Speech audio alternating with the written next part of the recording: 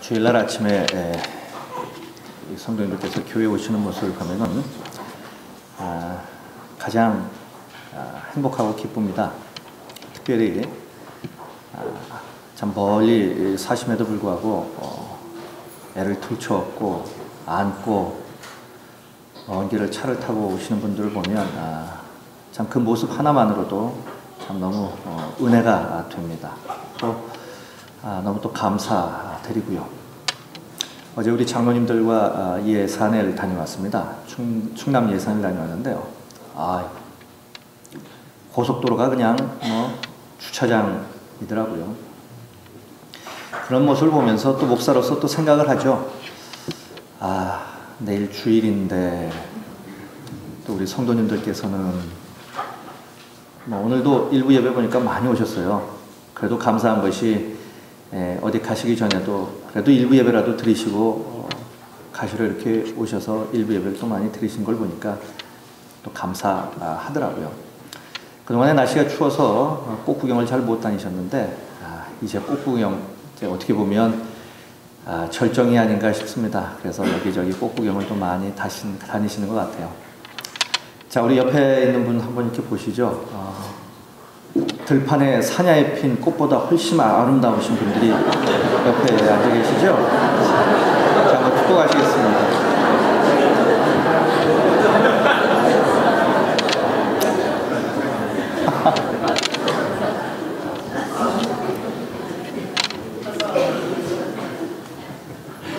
박재일 장로님, 왜 고개만 숙이고 계세요?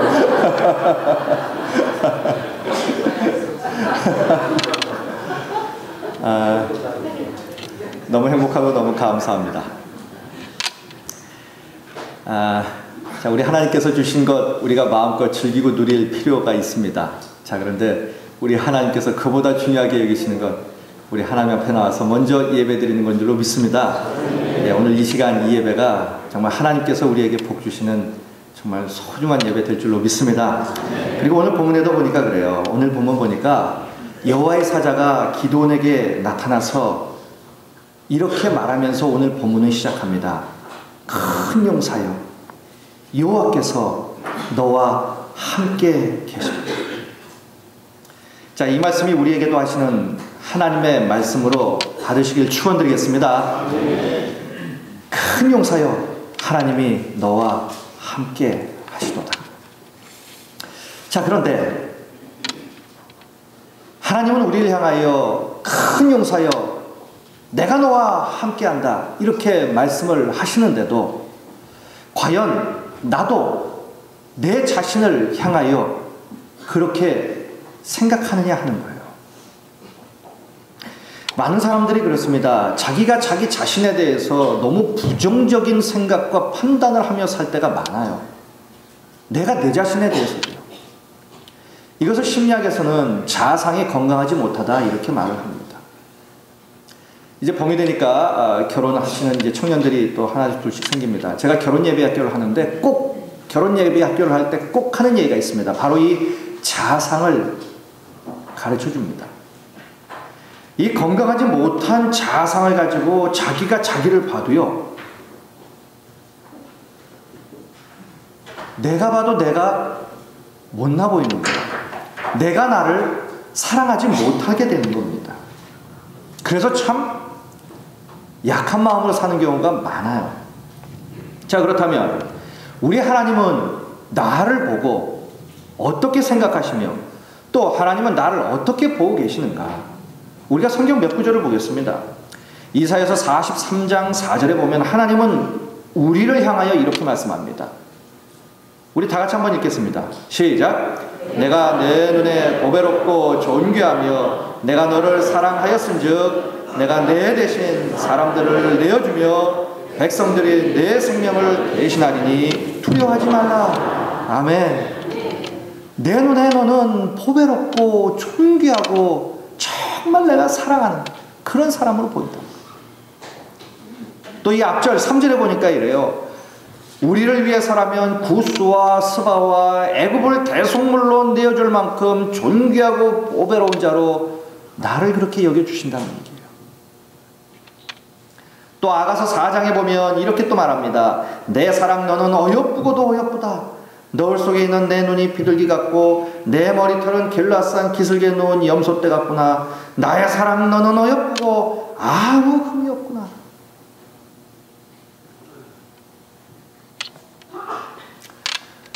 친구 목사님이 어느 날 갑자기 와이프한테 이 말을 했더니 많이 쳐다보더니 하는 말이,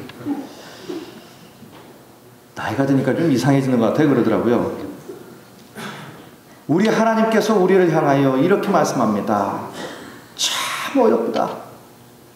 내가 보기에는 너 정말 아름답다. 내가 보기에는 너는 아무 흠도 없고 너무너무 존귀한 자다. 하나님은 우리를 이렇게 보아주신다는 거예요. 우리 하나님은 말씀합니다. 내가 너를 너무 사랑한다. 너는 너무 보배스럽고 너무 존귀하고 너무 어여쁘고 너무 사랑스럽고 너무 존귀한 자. 네가 세상에서 이렇게 저렇게 살지만 내 눈에는 네 흠이 하나도 보이지 않아. 우리 하나님이 우리를 향하여 이렇게 보아주시는 거예요. 그럼 왜일까요? 왜 하나님은 우리의 모습을 이렇게 보아주실까요? 이유는 간단합니다. 시편 2편 7절에서 이렇게 말씀합니다. 내가 여호와의 명령을 전하노라. 여호와께서 내게 이르시되 너는 내 아들이라. 오늘 내가 너를 낳았도다. 하나님이 우리에게 말씀합니다. 너는 내 자녀야. 오늘 내가 너를 낳았어. 이사야서 1장 2절에도 동일한 말씀을 합니다. 내가 자식을 양육했다. 내가 너를 낳았고 내가 너를 양육하고 내가 너를 키웠다. 이렇게 말씀하십니다. 하나님이 우리를 낳으셨대요. 하나님이 우리를 당신의 자식이라고 부르고 계십니다. 죄가 많고 흠이 많은 우리를 하나님은 존귀한 자라고 여기시고 어여쁘다고 말씀하시고 사랑스럽다고 말씀하십니다. 너무 보배롭다고 말씀하세요. 흠이 없다고 말씀합니다. 이유는 하나님과 우리의 관계 때문이에요. 어떤 관계입니까? 하나님은 아버지요, 우리는 그분의 자녀라는 이 관계 때문이에요. 이 관계가 얼마나 중요하면 성경에서는 이 관계를 계속해서 이야기합니다. 뿐만 아니라 성령님이 친히 이 관계에 대해서 증언을 해주세요. 로마서 8장 16절에 보면 이렇게 말합니다. 성령이 친히 뭐라고 증언하냐면요, 우리의 영과 더불어 우리가 하나님의 자녀인 것을 증거해 주신대요. 다시 말씀드리면 성령님이 하나님 앞에 뭐라고 말씀하시냐면, 하나님, 저 사람은 하나님의 자녀입니다. 이렇게 증언해 주신다는 거예요. 이 사실을 예수님 역시 강조합니다. 우리 주님은 기도를 말할 때 이렇게 말씀하셨어요. 하늘에 계신 내 아버지께 구하라. 우리 예수님은 하늘에 계신 하나님을 아버지라고 불렀어요. 제자들이 기도를 가르쳐달라고 할 때에 우리 주님이 주기도문을 가르쳐 주시죠. 그때 뭐라고 말합니까? 하늘에 계신 우리 아버지요, 이름이 거룩히 여김을 받으시죠. 이처럼 우리 예수님은 하나님을 아버지라고 불렀어요. 아버지로 여겼습니다. 우리 주님은 항상 하나님을 아버지라고 불렀고요, 아버지였어요. 그리고 우리에게도 말씀합니다. 하나님은 너희들의 아버지라고요. 그러게 오늘 여러분들 중에 시련과 어려움을 당하고 있는 분들 혹시 계십니까? 이런 상황에서 우리가 제일 먼저 기억해야 할 것이 바로 이겁니다. 하나님은 나의 아버지고 나는 그분의 자녀라는 이 사실. 이 사실을 다시금 우리가 재확인할 때에 우리는 흔들리지 않습니다. 승리하는 삶을 살게 될 거라는 거예요. 자, 오늘 본문에도 보면 너무나도 힘든 상황에 있는 한 청년이 나옵니다. 그 사람은 기드온이에요. 이 기도는 지금 미디안의 원수들에게 지금 에워싸여 있습니다. 그래서 지금 편히 잠을 잘 수 없는 그런 상황이에요. 그래서 집에 있지 못하고 지금 굴 속에 숨어 생활을 하고 있습니다. 굴 속에서, 그것도 한 구석에서 포도즙 틀에다가 한 줌의 지금 보리이삭을 가지고 와서 거기서 지금 타작을 하고 있는 그런 비참한 신세에 놓여져 있는 거예요. 누가 그 한 줌의 보리이삭까지도 빼앗아갈까 싶어서 굴 속에서 지금 타작을 하고 있습니다. 이렇게 소심한 사람이 바로 이 기드온이에요. 이런 소심한 사람에게서 우리는요, 그 어떤 꿈이라든지 그 어떤 비전을 우리는 발견할 수가 없습니다. 내일에 대한 어떤 계획을 가지고 살아가는 사람이 아닙니다. 하루하루 살지 못해 그냥 죽지 못해 그냥 그저 살아가는 그러한 한 청년에 불과하다는 거예요. 그런데 이런 청년 기드온에게 하나님이 나타나셔서 12절에 뭐라고 말씀합니까? 큰 용사여 여호와께서 너와 함께 계시도다. 이 기드온이라고 하는 이름의 뜻은 보리 이삭을 베는 자 이 말이에요. 다시 말씀드리면 농사꾼이라는 거예요. 그런데 하나님은 기드온을 향하여 야 농사꾼아 이렇게 부르지 아니하시고 큰 용사여 이렇게 부르고 계신다는 거예요. 이 말을 듣고 기드온은 깜짝 놀랐을 것입니다. 왜냐하면 기드온은 태어나면서 한 번도 이렇게 불리워진 적이 없었기 때문입니다. 그렇게 인정을 해준 사람이 없었기 때문이에요. 자기 자신조차도 자기를 그렇게 인정해 본 적이 없기 때문이에요. 그렇게 생각해 본 적이 없었기 때문이에요. 그런데 하나님은 그런 자를 향하여 뭐라고 말합니까? 큰 용사여 이렇게 부르고 있습니다. 그런데 이 큰 용사라고 하는 이 말의 의미가 대단히 중요합니다. 이 큰 용사라고 하는 말의 의미는 맏아들 이런 말이에요. 하나님이 지금 기드온에게 나타나셨습니다. 그리고 기드온을 향하여 뭐라고 외치십니까? 큰 용사여. 다시 말씀드리면 너는 나의 맏아들이야 이렇게 말씀하고 계시는 거예요. 여러분 유대인들에게 있어서 맏아들, 장자가 어떤 존재인지 너무 잘 아실 거예요. 에서와 야곱의 이야기를 보더라도 이 야곱이 맏아들이 되기 위해서 어머니 뱃속에서부터 피 터지게 싸운 것을 우리가 봅니다. 이처럼 맏아들이 차지하는 비중은 우리의 생각을 추월하는 거예요. 그래서 누가복음 15장 31절에 보면 탕자의 비유가 나오는데요. 거기에서 이 아버지가 맏아들에게 뭐라고 말씀합니까? 내 것이 다 네 것이다. 내 것이다 네 것이다. 이것이 맏아들이 누리는 권세인 거예요. 그런데 이 권세를 지금 하나님이 기드온에게 말합니다. 너는 큰 용사다. 다시 말씀드리면 너는 나의 맏아들이야. 내 것이다 네 것이야 이렇게 말씀하십니다. 기드온은 자기를 가리켜 이렇게 말합니다. 나는 므낫세 지파 사람 중에서 가장 작은 사람, 스스로도 보기에 작다고 생각하는 바로 이 기드온이었어요. 이 기드온을 향하여 하나님은 너는 나의 맏아들이야 이렇게 말씀하고 계신다. 여러분, 하나님이 그렇게 말씀을 하신다는 것은 하나님이 그렇게 보고 계신다는 것이고, 하나님이 그렇게 말씀하신다는 것은 하나님이 그렇게 인정해 주신다는 거예요. 여러분, 하나님이 말씀하시면 그대로 돼요. 기드온이 보기에, 자기가 자기를 보기에 자기는 정말 별 볼 일 없는 사람이에요. 그런데 하나님이 이 기드온을 향하여 큰 용사여 너는 나의 장자야 이렇게 말씀하시면 이미 그는 장자인 거예요. 우리 하나님이 그렇게 보시면 그렇게 되는 거예요. 하나님이 그렇게 인정하시면 그렇게 됩니다. 하나님이 당신의 입으로 그렇게 말씀을 하셨으면 그 사람인 거예요. 큰 용사라고 말씀하셨으면 기드온은 큰 용사인 겁니다. 하나님의 말씀하신 그대로 그런 자가 되는 거예요. 여러분, 천지가 어떻게 만들어졌습니까? 이 거대한 우주가 어떻게 만들어졌습니까? 하나님의 생각하신 대로, 하나님의 말씀하신 대로 그대로 이루어졌습니다. 하나님이 있으라 하니까 있게 된 거예요. 움직이라 하니까 움직였고, 돌아라 하니까 도는 거예요. 하나님이 말씀하시면 그대로 됩니다. 믿으십니까? 네. 하나님이 말씀하시면 그대로 되는 거예요. 큰 용사다! 큰 용사인 거예요. 하나님이 선포하시면 그대로 되는 거예요. 그 사람인 거예요. 왜냐하면 하나님은 시건치 아니하신 분이에요. 하나님이 하신 말씀은 절대로 헛되로 돌아온 것이 없는 것이기 때문에 그래요. 그래서 이 하나님이 기드온을 향하여 말씀합니다. 큰 용사여 너는 나의 맏아들이야. 내 것이 다 네 것이야. 말만 들어도 가슴이 벅차오르지 않습니까? 그렇다면 기드온은 자신이 스스로를 어떻게 생각하든지 지금까지 그가 어떻게 살았든지 상관없이 하나님이 말씀하신 그대로 기드온은 이미 큰 용사인 거예요. 기드온이 스스로도 보기에도 정말 내 인생 봐도 내가 정말 빌빌거리는 그런 인생을 살고 있다 생각해도 하나님이 너는 나의 맏아들이야 하셨으면 기드온은 이미 온 이스라엘 백성들 가운데에 가장 큰 자, 장자가 되는 거예요. 이처럼 하나님이 우리를 향해서도 한 번만 생각해 주시고 우리를 향하여 너는 큰 용사다, 이 한마디만 해주신다면 오늘 우리의 삶의 모든 문제들 역시 해결되는 그런 놀라운 역사가 우리의 삶에도 반드시 일어나게 될 줄로 믿습니다. 자, 그렇다면 여러분, 오늘 본문을 가만히 보면요, 하나님이 큰 용사여 라고 하는 이 호칭을 말씀을 하셨는데, 이 호칭을 모든 이스라엘 백성들에게 말한 것이 아니었어요.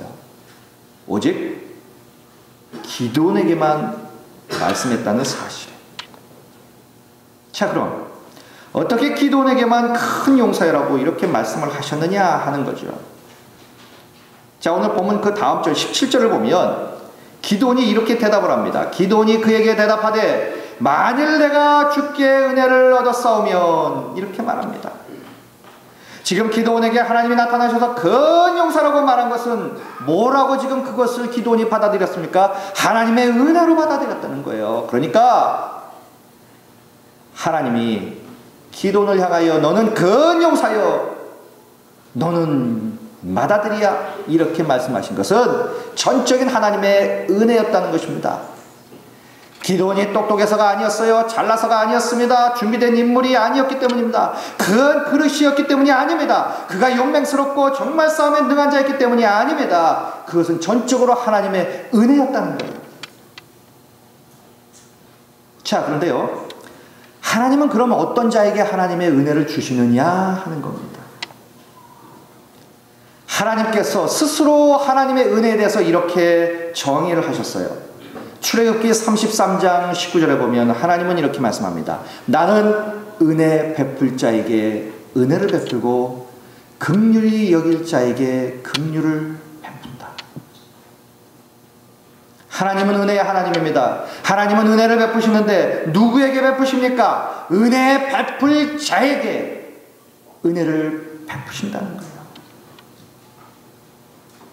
자, 그렇다면 보편적인 하나님의 은혜는 누구든 다 누릴 수 있습니다. 그러나 하나님의 특별하신 은혜가 있어요. 그 하나님의 특별하신 은혜는 누구에게 주어집니까? 은혜를 베풀 자에게만 주신다는 사실.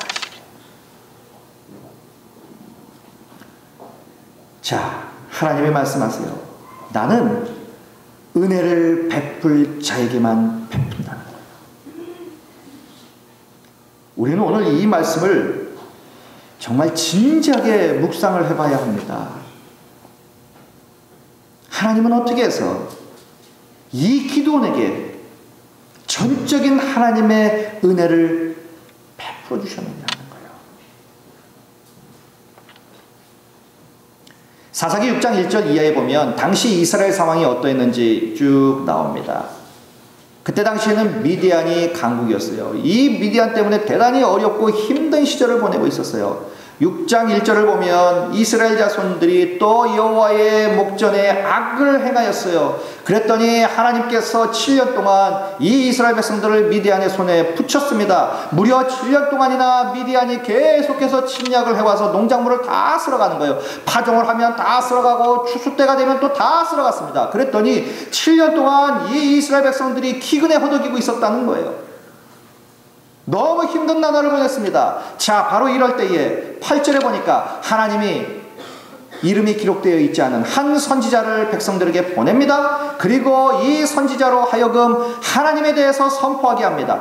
어떤 하나님입니까? 8절에 보니까 이런 말씀이 있어요. 여호와께서 이스라엘 자손에게 한 선지자를 보내시니 그가 그들에게 이르되 여호와께서 이같이 말씀하시기를 이스라엘의 하나님 내가 너희를 애굽에서 인도하여 내며 너희를 그 종되었던 집에서 나오게 하였다는 거예요. 다시 말씀드리면 애굽에서 인도하여 내어 그 종되었던 집에서 나오게 하신 하나님에게 초점을 맞추고 있다는 거예요. 그 한 선지자가 이 하나님을 지금 백성들에게 지금 선포하고 있는 거예요. 그런데도 이스라엘 백성들은 끊임없이 우상을 섬깁니다. 하나님에 대해서는 안중에도 없습니다. 우상을 섬겨서라도 눈앞에 있는 기근을 해결해 보려고 무진애를 쓰고 있는 거예요. 모든 백성들이 다 지금 그러고 있는 거예요. 선지자는 외치는데 안 듣는 겁니다. 우상을 섬기는 거예요. 자, 그런데 이 가운데에 유일하게 기도는 13절, 애굽에서 인도하여 내어 그 종되었던 집에서 나오게 하신 그 하나님을 그가 고민하며 묵상하고 있는 거예요. 자, 여러분, 이 사건이 뭡니까? 애굽에서 인도하여 내어 그 종되었던 집에서 나오게 하신 사건이 무슨 사건입니까? 유월절 사건이에요. 예수 그리스도의 핏부림의 유월절 사건이에요. 바로 이 부분에 지금 초점을 맞추고 있는 거예요. 하나님이 보내신 선지자는 지금 이것을 선포했고, 지금 기도는 바로 이것을 지금 깊이 고민하며 묵상하고 있는 거예요. 다시 말씀드리면, 그 선지자는 복음을 전했고, 지금 이 기도는 그 복음을 붙잡고 씨름하고 있는 거예요. 고민하고 묵상하고 그 복음에 따라 살고자 몸부림치고 있는 거예요.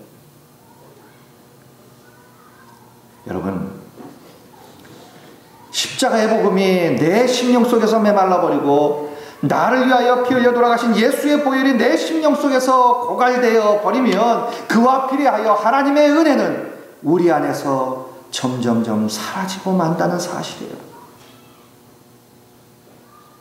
여러분, 신앙생활에서 정말 위험한 것이 있습니다. 그것이 뭐냐 하면 복음에 대해서 진부해지는 거예요. 복음 나 다 알지. 예수님이 죽었다가 살아났지. 그거 누구 모르는 사람이 어디 있겠어. 뭐 다 알지. 복음을 얘기하면 뭐 또 다 아는 얘기를 또 하나. 복음이 진부해집니다. 복음이 단지 하나의 화석화된 지식으로 변해버렸어요. 복음을 들어도 감동이 없는 거예요. 십자가를 묵상해도 아무런 감동이 없는 겁니다. 문제가 있는 거예요. 복음이 내 심령에 들릴 때마다 나는 2000년 전에 골고다 언덕으로 달려가는 겁니다. 배 열리신 주님의 십자가가 내 심령 속에 새겨지는 겁니다. 가슴이 아려오는 겁니다. 감격과 감사가 넘쳐오는 겁니다. 다시 한번 그 십자가를 붙잡는 심령이 되는 거예요. 그럴 때 하나님의 은혜가 다시금 나의 심령 중에 깊이 임하게 된다는 겁니다. 하나님은 바로 그런 사람, 그런 사람에게 은혜를 베푸는 거예요. 하나님을 깊이 생각하는 사람, 예수님의 십자가를 가슴에 품고 깊이 생각하며 사는 사람, 이 사람을 하나님은 생각하시고 이 사람에게 하나님은 은혜를 베풀어 주신다는 사실입니다. 이런 사람에게 하나님은 말씀하세요. 큰 용사여, 너는 나의 맏아들이야. 이렇게 말씀해 주신다는 것입니다. 하나님의 입에서 큰 용사라고 하는 말이 한 번만이라도 나에게 선포되면 우리의 삶은 한순간에 변합니다. 우리의 문제는 한순간에 변합니다. 하나님의 기적의 역사가 분명히 우리의 삶에 나타나게 되는 거예요. 그렇기 때문에 우리가 간절히 소원해야 되는 것이 있습니다. 그것은 뭐냐? 우리도 하나님의 입술을 통하여 너는 내 맏아들이야, 이 말을 듣기를 소원하는 것이에요. 맏아들만 되면 하나님의 것이 내 것인데요, 무엇이 부족하고 무엇이 문제겠습니까? 무엇이 거칠 것이 있겠습니까? 오늘 이 자리, 이 예배가 단 한 분도 예외 없이 하나님께서 우리 각자 한 사람 한 사람을 향하여 너는 나의 맏아들이야, 이 말씀을 하시고 바로 우리가 그 맏아들이 되는 놀라운 축복의 역사가 있으시길 축원드리겠습니다. 그렇게 되는 거예요. 하나님은 은혜 베풀 자에게만 특별하신 은혜를 베풀기 때문이에요. 사랑하는 성도 여러분, 지금 여러분들의 삶의 현장에는 어떤 일이 일어나고 있습니까? 한때 넉넉했어요. 한때 부유했습니다. 한때 잘 나갔습니다. 자신만만했어요. 지금 내가 손에 쥐고 있는 것을 보니 하나님 없어도 내가 잘 살 것만 같은 나날이 지속되었습니다. 하나님의 목사를 통해서 선포되시는 하나님의 말씀을 들으면서도 잔소리로 들었습니다. 사람 우습게 여겼습니다. 그런데 어느 날 나도 모르는 사이에 내 손에 영원히 쥘 것만 같았던 것들이 하나씩 둘씩 사라져버리기 시작합니다. 그래도 남은 것이 있기에 하나님 무시했습니다.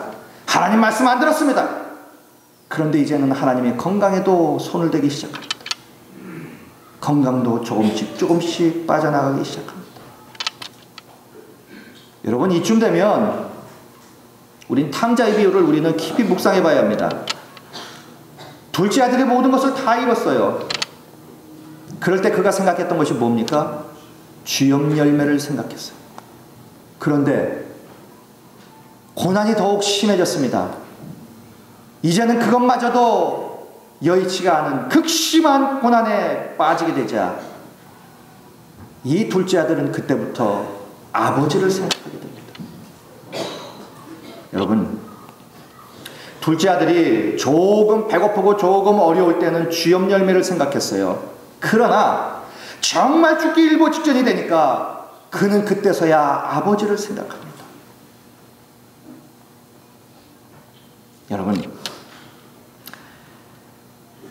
정말 내가 하나님을 붙잡고 하나님이 아니면 나는 살 수 없습니다, 하나님께 매달려 부르짖지 않는다면 아직까지 그 사람은 덜 힘든 거예요. 아직까지 살 군형이 있는 사람이에요. 아직까지 자기 힘으로 뭔가 할 수 있다고 생각하는 사람이에요. 둘째 아들은 모든 것을 다 잃었어도 자기가 자기 힘으로 무언가 살 수 있다고 생각했어요. 그러니 쥐염 열매 생각하고 쥐염 열매 찾는 거예요. 그런데 그것마저도 여의치 않았어요. 이제 내려갈 대로 내려갔습니다. 이제는 죽기 일보 직전이에요. 그때서야 그가 아버지를 생각합니다. 이 탕자의 비유가 우리에게 말씀하시는 것이 뭡니까? 우리 이렇게 살아서는 안 되는 거예요. 이렇게 어리석은 자로 살아서는 안 됩니다. 여러분, 기도는 언제 해야 합니까? 문제가 닥칠 때 기도하는 것이 아니에요. 평안할 때 기도하는 겁니다. 평안할 때 기도하는 거예요. 쥐염 열매를 생각할 때 하나님은 어떻게 하시는지 아십니까? 쥐염 열매조차도 생각할 수 없게끔 만드세요. 더 이상 다른 것을 붙잡고 다른 것을 생각할 수 없게끔 만들어요. 하나님 외에는. 그렇게 밀어붙인다는 거예요. 거기까지 가셔야만 하나님께 오십니까? 그럴 필요 없잖아요.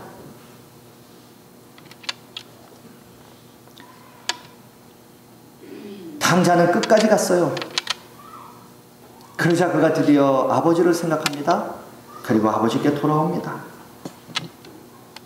그래도 하나님은 너무나 좋으신 하나님이기에 그에게 은혜를 베푸십니다. 그러나 그가 그동안 당했던 그 고난은 너무 힘든 것이었어요. 사랑하는 성도 여러분, 그 고난을 당하지 않고도 우리는 하나님의 그 특별하신 은혜를 우리는 풍성히 받아 누리며 살 수 있습니다. 어떨 때요? 하나님이 우리를 향하여 너는 나의 맏아들이야, 이 말씀만 해주시면 된다는 거예요. 오늘 여러분들은 지금 어느 처지에 놓여져 있습니까? 그 처지가 지금 하나님께서 우리에게 주시는 메시지로 받으셔야 해요. 하나님을 깊이 생각하고 하나님께로 돌아오라고 하는 그 하나님의 메시지로 우리는 받아야 된다는 거예요. 그 처지 가운데에 다시금 예수 그리스도의 십자가를 깊이 묵상하고 그 십자가를 붙잡으라는 메시지로 우리는 받아야 된다는 겁니다. 여러분, 우리 인생에 그 어떤 문제가 있거든요. 항상 그래요. 첫 단추부터 다시 시작해야 됩니다. 어디에서부터 문제가 생겼고 왜 문제가 생겼고 어떻게 해야 되는지 이것을 우리가 처음부터 다시 되짚어 봐야 돼요. 우리의 인생에서 문제가 생기거든. 그러면 제일 먼저 첫 단추가 뭡니까? 하나님을 깊이 묵상하는 것부터 다시 시작하는 거예요. 십자가 자리에서 다시 시작하는 겁니다. 내가 구원받은 그 사건, 예수님의 대속의 은총, 나를 향한 하나님의 사랑, 여기서부터 다시 시작하는 거예요. 다시 단추를 꿰기 시작해야 하는 거예요. 지금까지 하나님이 나에게 베풀어 주신 그 모든 은혜의 일들을 깊이 생각하면서 감사하고 또 감사하고 또 감사하는 것부터 시작하는 거예요. 모든 것을 다 감사로 돌리는 겁니다. 애써 감사를 드리는 거예요. 그런데 처음에는요, 감사가 아니라 원망이 나오죠. 불평이 나오고 분노가 일어납니다. 하나님을 향하여 왜? 라고 하는 질문만 나옵니다. 그럼에도 불구하고 우리의 입술로는요, 계속해서 끊임없이 모든 것을 다 감사로 고백해 보세요. 그러면 언젠가는 어느 한순간 정말 내 심령에 하나님이 주시는 그 감사로 충만하게 채워지는 그러한 역사를 경험하게 될 때가 있어요. 그때부터 하나님이 우리의 처지와 형편을 생각해 주십니다. 만지기 시작하는 거예요. 하나님의 제한 없으신 은혜가 우리에게 임하기 시작하는 거예요. 성경을 한번 보십시오. 하나님이 아브라함에게 아브라함이라고 말씀하시니 그가 정말 열국의 아비가 되었어요. 사라에게 사라라고 말씀하시니 그가 정말 열국의 어미가 되었습니다. 야곱에게 이스라엘 이렇게 말씀하시니 그가 정말로 하나님을 이긴 자가 되었어요. 마리아에게 은혜를 받은 자 말씀하시니 그가 정말 성령으로 잉태하여 예수를 낳았습니다. 시몬에게 베드로 말씀하시니 그가 정말 교회의 반석이 되었어요. 하나님은 말씀하시는 하나님입니다. 그런데 하나님의 말씀하시면 그대로 되는 줄로 믿습니다. 그대로 돼요. 자, 이처럼 하나님이 우리를 향하여 오늘 이 시간 말씀합니다. 큰 용사여, 너는 나의 맏아들이야. 내 것이 다 너의 것이야. 구하기만 해. 내가 너에게 베풀어 준다는 겁니다. 사랑하는 성도 여러분, 우리 하나님이 오늘 이 시간 우리를 향하여 말씀해 주십니다. 너는 나의 맏아들이야. 이 권세가 우리에게 있음을 믿습니다. 이 권세를 가지고 우리는 살아야 할 줄로 믿습니다. 이 권세를 가지고 우리 하나님이 말씀하셨기에 그대로 우리가 받아들이고 그 삶을 살며 그 삶 이상의 놀라운 하나님의 역사를 우리는 경험하게 될 줄로 믿습니다. 그런데 사람들이 참 희한해요. 오늘 이 시간 하나님이 우리를 향하여 너는 큰 용사다, 너는 내 맏아들이다, 내 것이다, 네 것이다, 하나님이 우리에게 이렇게 선포하셨음에도 불구하고 옆에서 그 누군가가 네가 뭘 할 수 있겠니? 네 인생에 무슨 일이 있을 수 있겠어? 그 누군가가 내 옆에서 이야기를 해준다면 사람들은 누구의 말을 마음에 담느냐? 하나님의 말씀이 아니라 사람의 말을 마음에 담는다는 것. 믿음이 대단히 어려운 것이 아닙니다. 신학자들은요, 믿음이라는 이 단어 하나를 가지고도요, 책을 대여섯 권을 씁니다.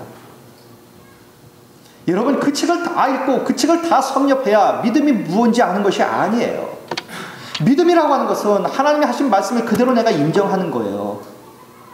하나님이 그랬다면 그런 걸로 알고 사는 거예요.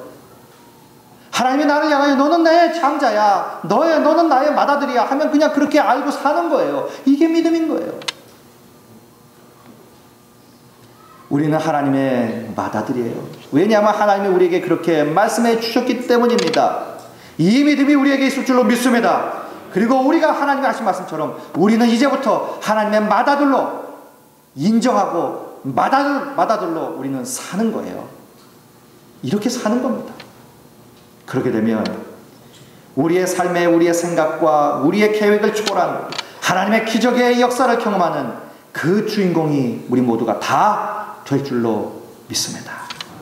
여러분, 이런 믿음을 가지고 내가 나를 향하여 너는 하나님의 맏아들이야, 이렇게 고백하며 사시기를 축원드리겠습니다. 자, 이 시간 우리 한번 가슴에 손을 한번 얹고 내가 나를 향하여 외칩니다. 너는 하나님의 맏아들이야. 인정하십니까? 자, 이대로 인정하며 사시기를 축원드리겠습니다. 그리고 옆에 있는 분은 한번 우리 같이 한번 축복하시겠습니다. 당신은 하나님의 맏아들이십니다.